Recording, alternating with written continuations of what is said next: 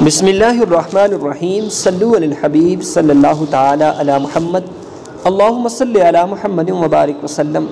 پیارے ساتھیوں، آج میں عرفہ کے روزے کی فضیلت آپ کو بتاؤں گا کہ عرفہ کے روزے کی بہت فضیلت ہے۔ اگر موقع ملے تو اس دن آپ ضرور روزہ رکھیں۔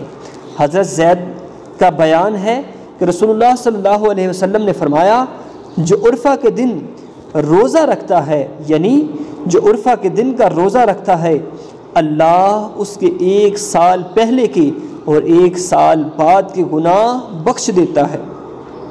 کہ رسول اللہ صلی اللہ تعالی علیہ وسلم نے فرمایا، عرفہ کا روزہ 2 سال کے گناہوں کا کفارہ ہے، 1 سال گزشتہ اور 1 سال آئندہ۔